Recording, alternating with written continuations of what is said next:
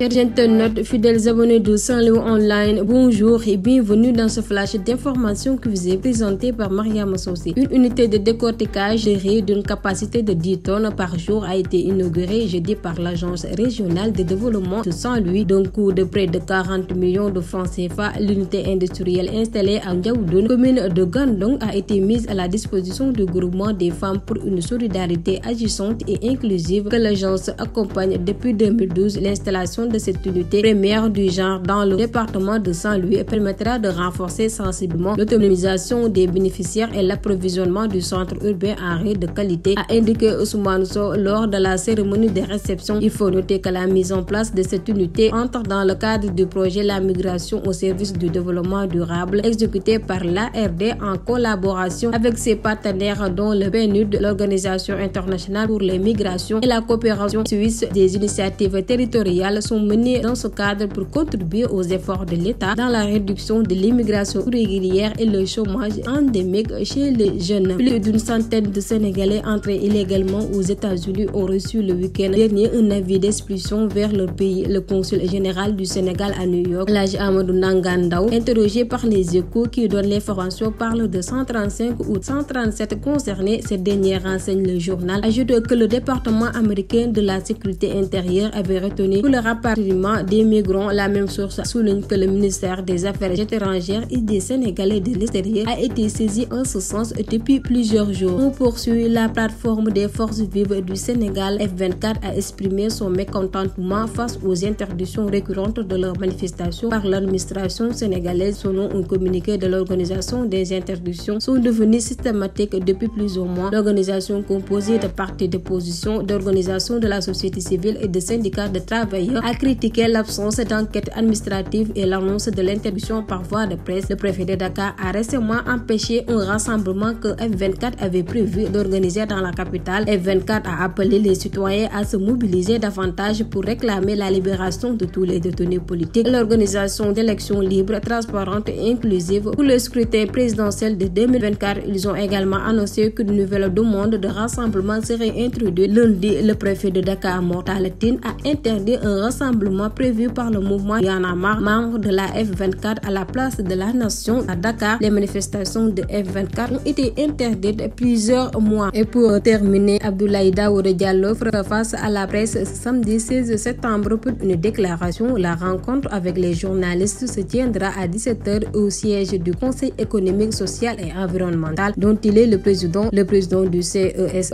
est attendu sur plusieurs sujets, notamment son soutien très débattu ces derniers jours à Amadou Ba, candidat de la coalition Benno Bokk Yakaar pour la présidentielle de février 2024. Hier, la presse annonçait qu'Abdoulaye Daouda Diallo a accepté de se ranger derrière le candidat de la coalition au pouvoir, Amadou Ba. Une information qui n'a pas été confirmée ni par le camp du Premier ministre ni par les proches du président du Conseil économique, social et environnemental. Et voilà, c'est tout pour ce flash d'informations. Continuez à liker et à vous abonner sur ce. Portez-vous bien.